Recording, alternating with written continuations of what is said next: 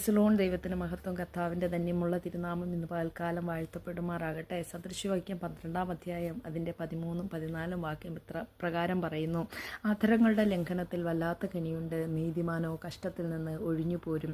തൻ്റെ വായുടെ ഫലത്താൽ മനുഷ്യൻ നന്മ അനുഭവിച്ച് തൃപ്തനാകും. തൻ്റെ കൈകളുടെ പ്രവൃത്തിക്ക് തക്കവണ്ണം അവനെ കിട്ടും. ഹല്ലേലൂയ, സ്തോത്രം. ഇന്ന് പകൽക്കാലം എൻ്റെ സഹോദരങ്ങളെ, ഈ വചനത്തിൻ്റെ മുമ്പാകെ നമ്മൾ തന്നെ ഹല്ലേലൂയ, നമ്മൾ ഓരോരുത്തരും ഈ വചനം കേൾക്കുന്ന എൻ്റെ സഹോദരങ്ങളെ ഹല്ലേലൂയ, ഒന്ന് ദൈവത്തിൻ്റെ സന്നിധിയിൽ ഒരു സെക്കൻഡ് ഒന്ന് നിന്നിട്ട് ചിന്തിക്കാമോ? നമ്മുടെ നാവ് നല്ലതാണോ ചീത്തയാണോ എന്ന്. ഞാൻ ആരെയും വിധിപ്പാൻ ആളല്ല, ഞാൻ ആരെയും ഹല്ലേലൂയ കുറ്റം പറയാൻ ആളല്ല. എന്നാൽ ദൈവവചനത്തിന് അതിന് സാധിക്കും. നമ്മളെയൊക്കെ കുറ്റം വിധിപ്പാൻ കഴിവുള്ളവനാണ് സർവശക്തനായ ദൈവം. ദൈവത്തിൻ്റെ വചനം പറയുന്നു, നാവ് ഹല്ലേലൂയ വിഷമാണ്, അതിൽ സർപ്പവിഷം അതിൻ്റെ കീഴെ ഉണ്ടെന്ന് കർത്താവിൻ്റെ വചനം നമ്മളെ ഓർപ്പിക്കുക. നാവിന് കീഴെ ഹല്ലേലൂയ വല്ലാത്തൊരു കെണിയുണ്ട്. നാവ് ലംഘനം ചെയ്യുന്നു, നാവ് പാപം ചെയ്യുന്നു. ഒരു മനുഷ്യൻ തൻ്റെ നാവ് കൊണ്ട് നന്മ പ്രാപിക്കുകയും തിന്മ പ്രാപിക്കുകയും ചെയ്യുന്നുവെന്ന് കർത്താവിൻ്റെ വചനം ഇന്ന് പകൽക്കാലം നമ്മളെ ഓർപ്പിക്കുക.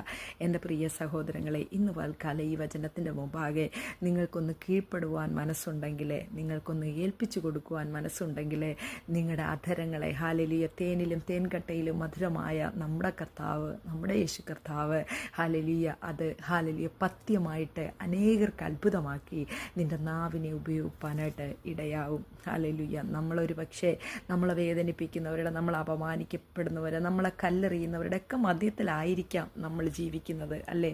ഹല്ലേലൂയ, എന്നിരുന്നാലും നമ്മളവരെ അനുഗ്രഹിച്ച് പ്രാർത്ഥിക്കുക. നമ്മളെപ്പോഴും അവർക്ക് വേണ്ടി ദൈവത്തോട് ഇടിവിൽ നിൽക്കുക.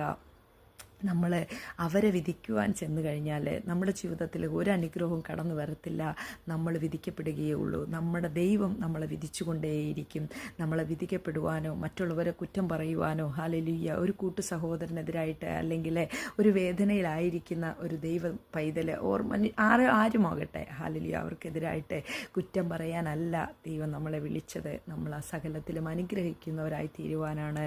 ആ വായുടെ അനുഭവത്താൽ അല്ലെങ്കിൽ വായിൽ വരുന്ന വാക്കുകൾ നിമിത്തം നമ്മൾ അനുഗ്രഹിക്കപ്പെടുമെന്ന് കർത്താവിൻ്റെ വചനം നമ്മളെ ഓർപ്പിക്കുക. ഇന്ന് പകൽക്കാലം എൻ്റെ സഹോദരങ്ങളെ, നമുക്ക് അനുഗ്രഹിക്കപ്പെടണം, അല്ലേ? നമ്മുടെ തലമുറകൾ അനുഗ്രഹിക്കപ്പെടണം, നമ്മുടെ ദേശം അനുഗ്രഹിക്കപ്പെടണം.